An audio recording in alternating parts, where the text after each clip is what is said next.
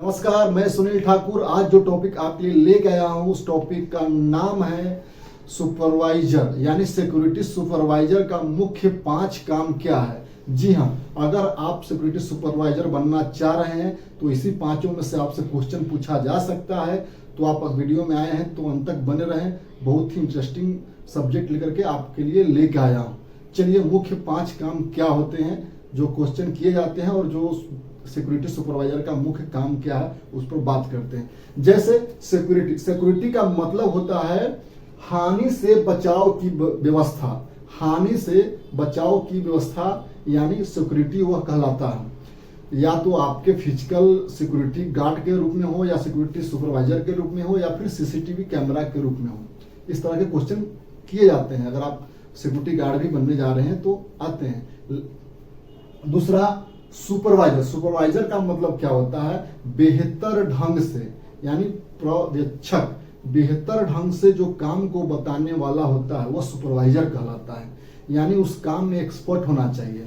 तो यहाँ पे मैं बात कर रहा हूँ सिक्योरिटी सुपरवाइजर का, तो यानी जो सुरक्षा से रिलेटेड बेहतर काम को बताए वही इंसान सुपरवाइजर, सिक्योरिटी सुपरवाइजर बनता है। तो उनका 5 काम क्या होता है? जैसे पहला काम जो मैंने बताया, सुपरवाइज ऑफ गार्ड यानी सुरक्षा कर्मी जो आपके यहाँ जवान लगेंगे, 10 हो, 15 हो, 12 हो, जैसी कंपनी रहती है, जैसा व्यवस्था रहता है वहाँ का, उस तरह से उतना गार्ड का संख्या रहता है। तो उनको सुपरवाइज करना यानी उनको बेहतर ढंग से उनके काम में बेहतर बनाना आपका सबसे मुख्य जॉब होता है, मुख्य काम होता है।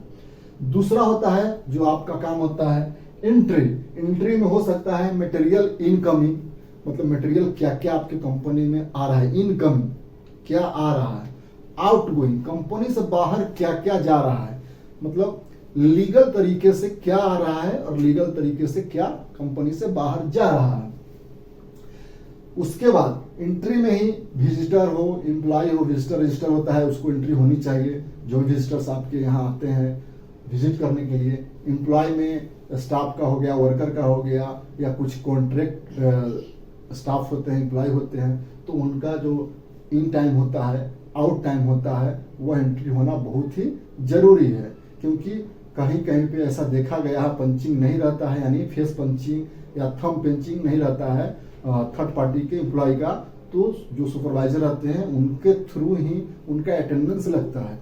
तो अगर आप सुपरवाइजर के पोस्ट पर बैठे हैं तो यह मुख्य बहुत जरूरी है, क्योंकि बहुत सारे ऐसे जो कॉन्ट्रैक्ट लेवल के जो एम्प्लॉय आते हैं काम करने, तो आपके माध्यम से उनका अटेंडेंस बनता है। तो यह बहुत ही निगरानी करके किसी का अटेंडेंस छूटे ना, ये आपको ध्यान रखना पड़ता है। आगे है report for rounder and administration यानी एडमिन। जो आपके मतलब आप जहाँ पे आप काम करते हैं एक सिक्योरिटी सुपरवाइजर के पोस्ट पे, तो आपका एक पहचान वहाँ पे अलग रहता है, यानी आपका यूनिफॉर्म भी थोड़ा अलग हट के दिया जाता है। सुपरवाइजर का जो यूनिफॉर्म होता है वो आपको दिया जाता है, और आपको रिपोर्ट तैयार करना पड़ता है।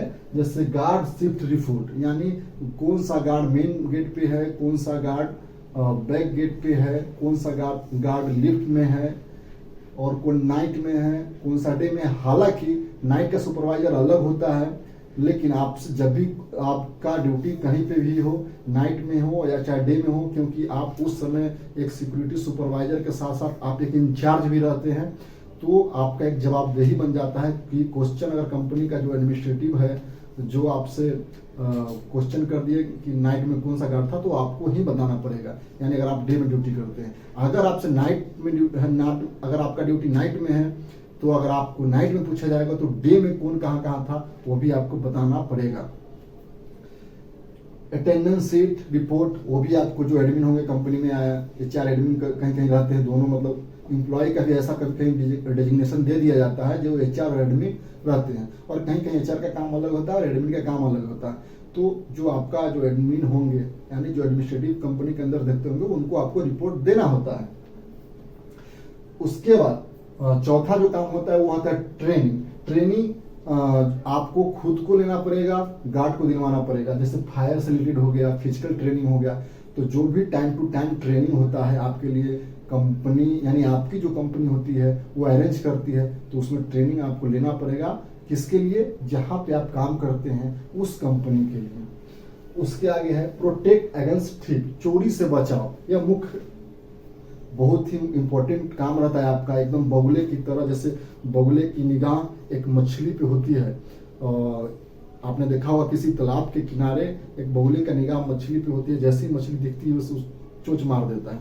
तो आपका ऐसा निगाह होना चाहिए कि आप जहाँ जिस चेयर पे बैठे हैं तो कंपनी में चोरी ना हो, या आप मान लीजिए कोई कंपनी नहीं है, कुछ मान लीजिए कि ऐसा एजेंसी है, या फिर मान लीजिए कि कुछ बड़े बड़े बिल्डिंग बन रहे हैं, कुछ भी वहाँ पे आपका सुपरवाइजर का काम हो, तो आपका निगाह एकदम जबरदस्त होना चाहिए। एम्प्लॉय का जो वहाँ पे कर्मी होंगे, कर्मचारी होंगे, काम करने वाले होंगे, तो उनका बैग को देख करके भांप लेना होगा कि इसमें कुछ मटेरियल जा रहा है।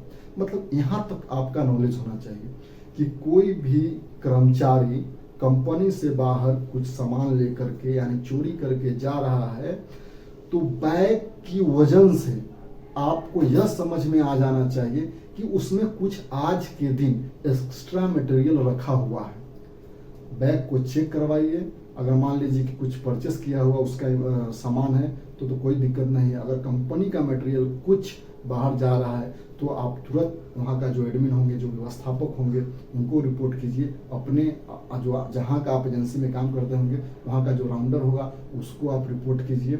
तो ये बहुत ही इम्पोर्टेंट होता है, क्योंकि ऐसा देखा गया है कि सुपरवाइजर तो आप बहुत लोग बन जाते हैं, लेकिन इस डीप लेवल का नॉलेज जो होता है, जो कर्मचारी का जो हाव भाव, चोर का कुछ मतलब बाहरी चोर होता है, कभी कभी गेट पे आएगा जाएगा, देखेगा कि कंपनी के अंदर जहाँ पे कुछ प्रोजेक्ट चल रहा है उसके अंदर क्या काम चल रहा है, तो उसके हाव भाव से, उसके दिमागी खेल से एक सुपरवाइजर यानी सिक्योरिटी सुपरवाइजर का पूरा मतलब उसका जो खेल होगा पूरा उसको समझ लेना, भाप लेना होगा। तो आपका यह जो 5वां रोल है बहुत ही इम्पोर्टेंट है। अगर वीडियो में आप आए हैं, लास्ट तक देखे हैं, वैल्यू कुछ आपको ऐसा लगा होगा तो आप वीडियो को सब लाइक जरूर करें और चैनल को सब्सक्राइब जरूर करें। धन्यवाद।